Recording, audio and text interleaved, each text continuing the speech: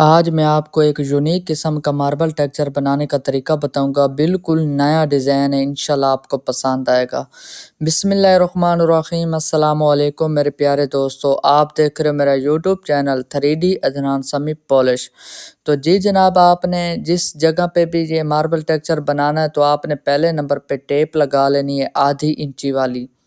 تو مثلاً یہ تو انچی والی ٹیپ ہے، آپ نے انچی والی ٹیپ لگانے کے بعد جو ماربل ٹیکسچر بنے گا، پھر آپ نے تھوڑی سی براؤن ایل ٹوپ ایسے ہی لگانی ہے جیسے میں لگا رہا ہوں، کیونکہ یہ بھی ایک قسم کے گرین ہی ہیں۔ جیسے کہ گرین بنانے کے طریقے میں نے آپ کو بہت سے بتائے ہیں، لیکن یہ بھی ماشاءاللہ بہت ہی اور یونیک قسم کا طریقہ ہے، انشاءاللہ آپ کو پسند آئے گا۔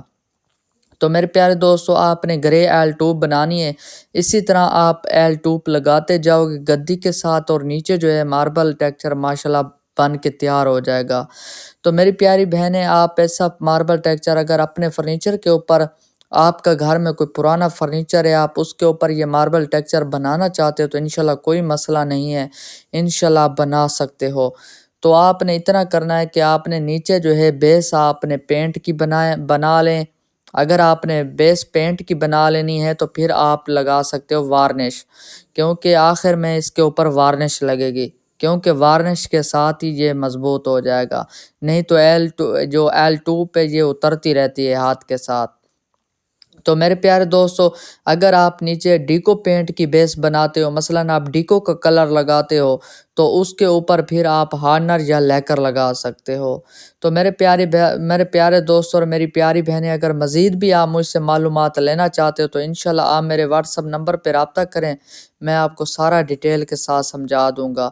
تو یہ دیکھیں، مثلاً جو میں نے سنٹر کے اندر میں نے جگہ چھوڑ دی تھی وائٹ، تو اس کے اندر میں نے تھوڑی سی بلیک ایل ٹوپ لگا دی ہے، تھوڑا سا میں بلیک کا ٹچ بھی دوں گا ماربل کے اندر۔ تو یہ دیکھیں، یہ بھی اسی طرح طریقہ جیسے میں نے پہلے آپ کو بنا کے دکھایا ہے، ایسے ہی آپ نے گدی گھماتے جانا ہے اور نیچے جو ہے ماربل ٹیکسچر ماشاءاللہ بن جائے گا۔ تو میری پیاری بہنیں، اگر آپ کے گھر میں کوئی پرانا فرنیچر ہے، آپ اسے پالش کرنا چاہتے ہیں، آپ اسے چمک لگانا چاہتے ہیں، تو انشاءاللہ میرے چینل کا وزٹ کریں۔